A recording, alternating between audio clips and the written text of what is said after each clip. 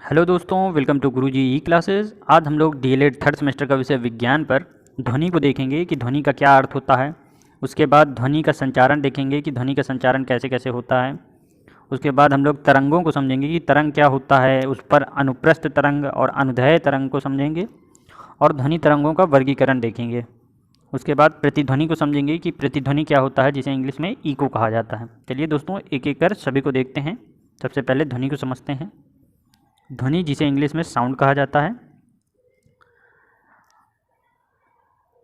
प्रत्यास्थ माध्यम, प्रत्यास्थ माध्यम जैसे कि ये रॉड है, यह एक प्रत्यास्थ माध्यम है। इसको अभी हम लोग समझेंगे। तो प्रत्यास्थ माध्यम में उत्पन्न कंपन, ये प्रत्यास्थ माध्यम है, इस पर जो कंपन उत्पन्न हो रहा है उसे हम लोग क्या कहेंगे, ध्वनि कहेंगे। तो प्रत्यास्थ माध्यम क्या होता है पहले ये समझेंगे, जिसे इंग्लिश में क्या कहा जाता है,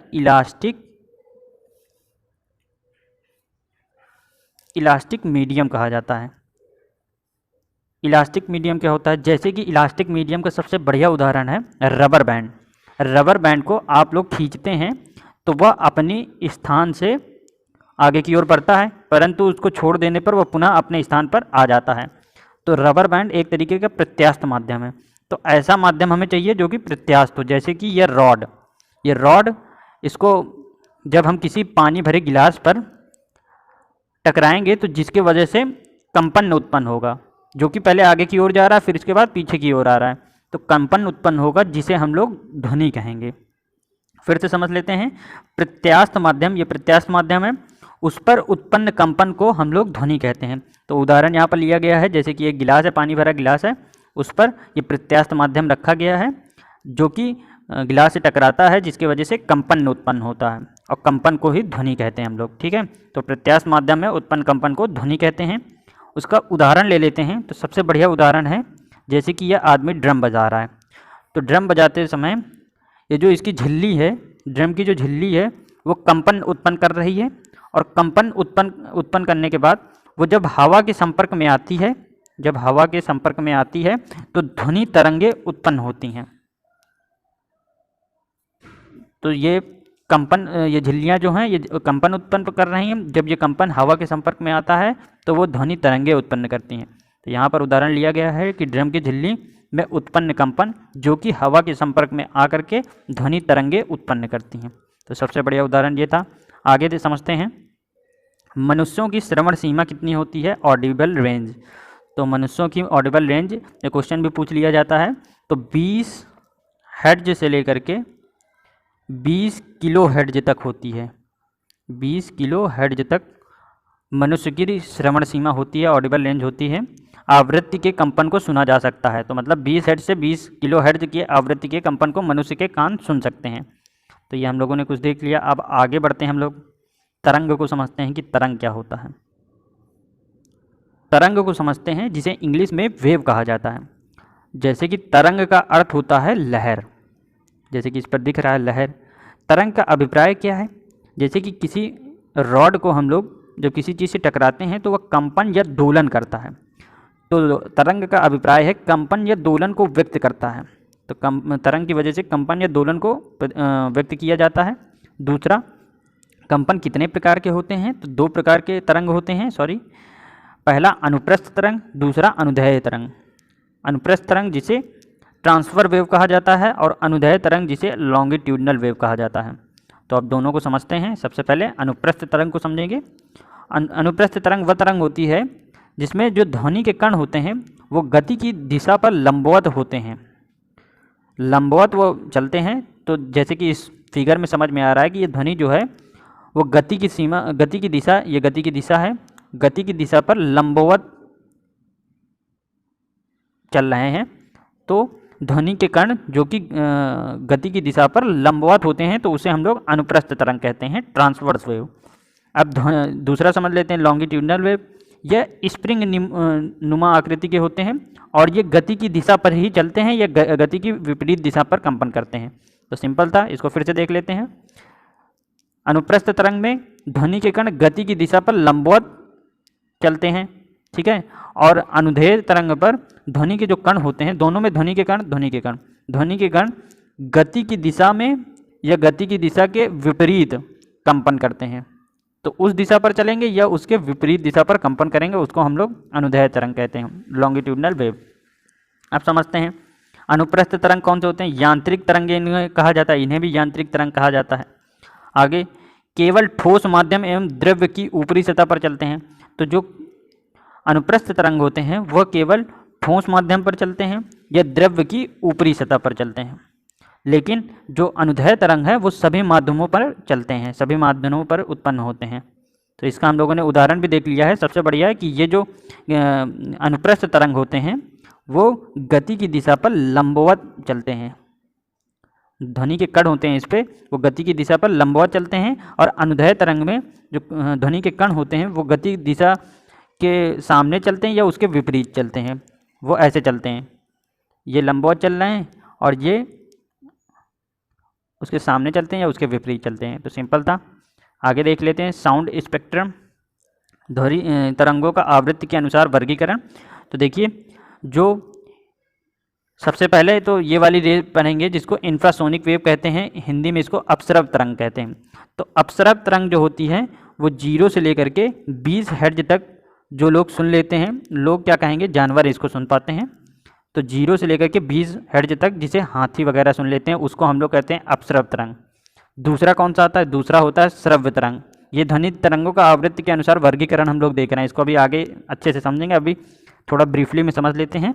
तो ध्वनि तरंगों का आवृत्ति के अनुसार वर्गीकरण 3 तरीके में होगा। पहला अपसरव जिसे इंफ्रासोनिक वेव कहा गया, दूसरा श्रव्य तरंग जो कि 20 से लेकर के 20,000 हर्ट्ज तक होता है, ठीक है, 20 से लेकर के 20,000 हर्ट्ज तक होता है, जिस पर मनुष्य के कान उसको सुन पाते हैं। और तीसरा जो होता है वह 20,000 से ज़्यादा होता है।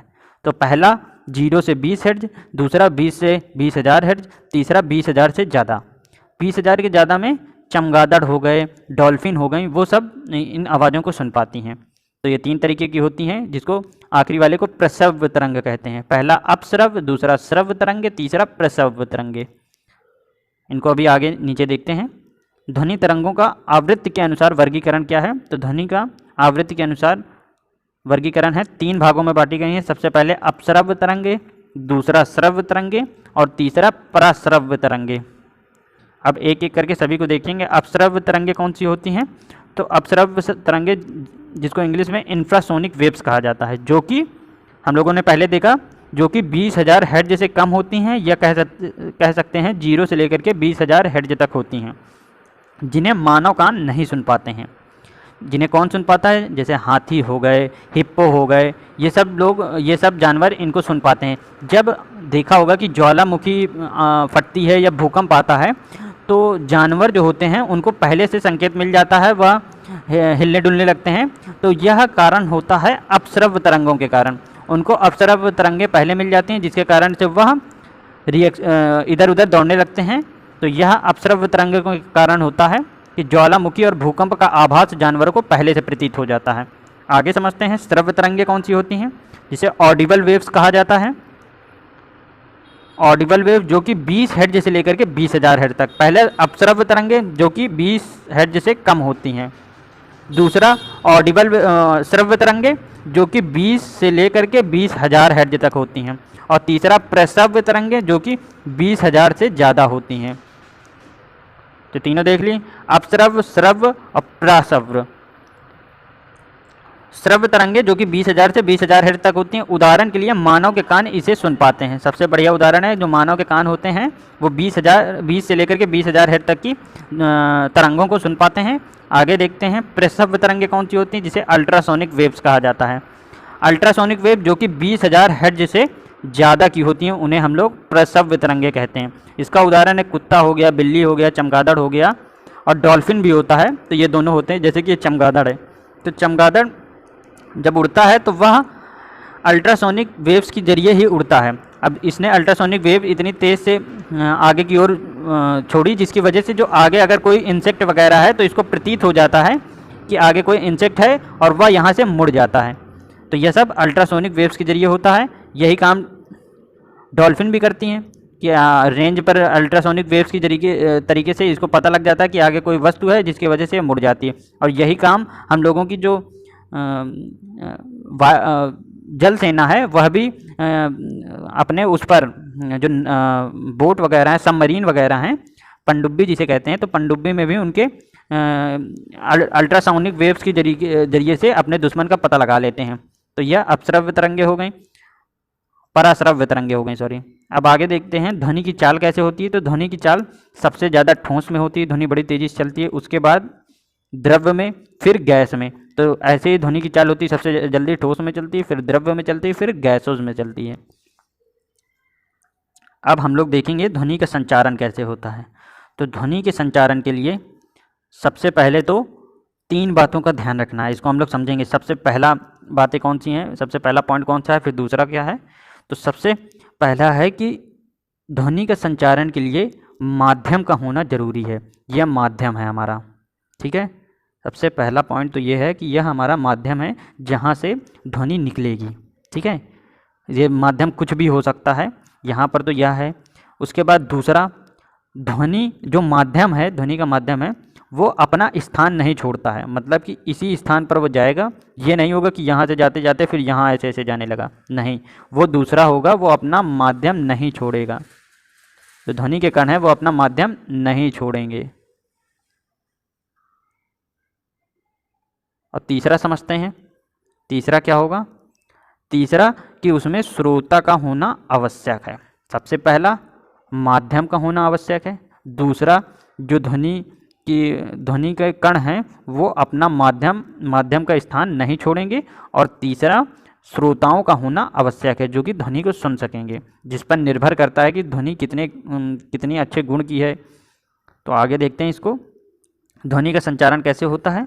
तो ध्वनि का संचारण मतलब होता है कि ध्वनि का एक स्थान से दूसरे स्थान तक जाने की जो क्रिया होती है, मतलब इस स्थान से इस स्थान तक अगर कोई आवाज़ या ध्वनि गई तो उसको हम लोग ध्वनि का संचारण कहते हैं, या आप कह सकते हैं ध्वनि का स्थानांतरण ही ध्वनि का संचारण है। आगे देखते हैं कितने तरीके के, हमने 3 पॉइंट बताए थे, वो तीनों याद रखना। सबसे पहला माध्यम का होना जरूरी है। तो ध्वनि बिना माध्यम नहीं चल सकता।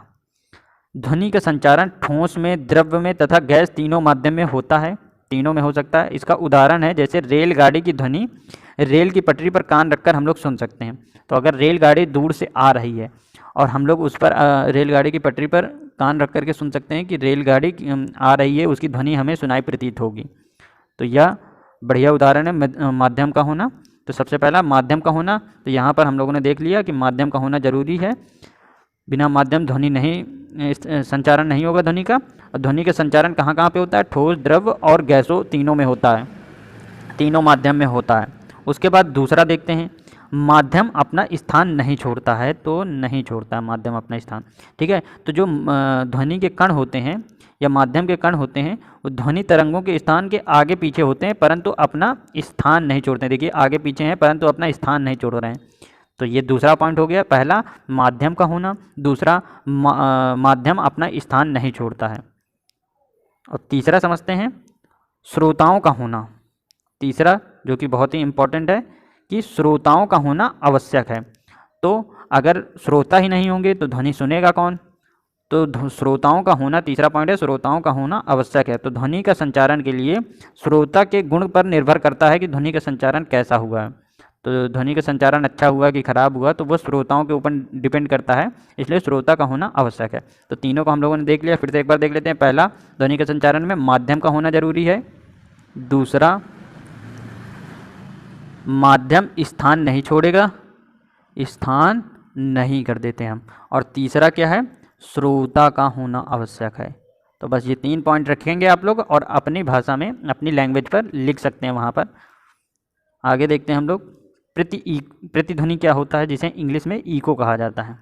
तो प्रतिध्वनि सबसे बढ़िया उदाहरण यहाँ पर देखिए, एक एग्जांपल दिया हुआ है कि ये लड़का है, इसने किसी खाली कमरे में या किसी दीवार पर, खाली कमरा पड़ा था तो वहाँ पर इसने आवाज़ मारी, ध्वनि की, जिसका थोड़ी देर बाद वह जो ध्वनि थी वो वापस आ जाती है, जिसे हम लोग प्रतिध्वनि कहते हैं। तो समझते हैं यहाँ पर क्या है, जब कोई ध्वनि इस बालक ने ध्वनि की, जब कोई ध्वनि किसी माध्यम से, यह माध्यम है, ये दीवार जो है यह माध्यम है, जब कोई ध्वनि, ये ध्वनि है, यह माध्यम है, माध्यम से टकरा करके, ये टकराई माध्यम से, और टकराने के बाद परावर्तित होकर के उसके बाद यह परावर्तित होने लगी। ये परावर्तित मतलब कि टकराने के बाद पुनः वापस आने लगी, तो परावर्तित होकर के वापस सुनाई देती है, वापस इसके कानों को सुनाई दी, जिसे हम लोग प्रतिध्वनि कहते हैं। तो सिंपल डेफिनेशन थी प्रतिध्वनि क्या होता है। फिर से एक बार देख लेते हैं। जब कोई ध्वनि, जैसे कि इस बालक ने ध्वनि की, ये कोई ध्वनि है, किसी माध्यम हो गया दीवार से टकरा करके ये टकराई, उसके बाद परावर्तित होकर के वापस सुनाई देती है, मतलब कि परावर्तित होती है, उसके बाद उसके कानों को फिर से सुनाई देती है, जिसे हम लोग प्रतिध्वनि कहते हैं। इंग्लिश में इसे इको कहते हैं। इसका उदाहरण देख लेते हैं। तो सबसे बढ़िया उदाहरण है, जैसे कि कोई कुआं है और कुएं में आप आवाज़ मारिए तो देखेंगे कि वो आवाज़ जो है वो वापस आती है आपके कानों में। सबसे पहला ये उदाहरण हो गया। दूसरा उदाहरण देख लेते हैं। दूसरा उदाहरण है, गुंबद के नीचे आप लोग खड़े होकर के आवाज़ मारिए और देखेंगे कि उस गुंबद में आवाज़ जो है वो गूंजती है, गूंजने लगेगी। जैसे कि इसका उदाहरण ये गोल गुंबद है, इस पर अगर आप आवाज़ मारेंगे तो वह आवाज़ जो होगी वो गूंजेगी पूरे गुंबद में। या आप तीसरा उदाहरण, खाली बड़े कमरे में आवाज़ मारिए तो वह गूंजेगी। पहाड़ों पर भी ऐसा होता है कि पहाड़ों पर भी आवाज़ मारिए तो वह गूंज करके वापस आती है, जिसे हम लोग इको कहते हैं। मानव मस्तिष्क के ध्वनि की संवेदना लगभग 0.1 सेकंड तक बनी होती है। तो यह याद रखने वाली बात है कि 0.1 सेकंड तक ध्वनि की संवेदना मानव मस्तिष्क में बनी होती है। दूसरा, परावर्तक तल ध्वनि स्रोत से कम 16.5 मीटर 16.5 मीटर दूरी पर होना चाहिए। तो मतलब कि देख लेते हैं, ये ध्वनि का स्रोत है, ये ध्वनि का स्रोत है और ये परावर्तक तल है। तो इसकी डिस्टेंस, दोनों के बीच की दूरी कितनी होनी चाहिए? इन्होंने बताया 16.5 मीटर होनी चाहिए। तो ये बताया गया कि ध्वनि के स्रोत से और माध्यम, जो परावर्तक माध्यम है, उससे जो दूरी है वो 16.5 मीटर की होनी चाहिए। तो यह याद करने वाली बात हो गई। और ये भी एक उदाहरण है कि जैसे किसी पर्वत पर तेज़ी से चिल्लाने पर वो जो ध्वनि है वह परावर्तित होकर के हमें सुनाई देती है, वो गूंजती रहती है, तो वो भी एक इको कहलाता है या प्रतिध्वनि कहलाती है। आज का वीडियो दोस्तों बस इतना ही। अगर आपने चैनल को सब्सक्राइब नहीं किया है तो सब्सक्राइब कीजिए, बेल आइकन को दबाइए। Thank you for watching video.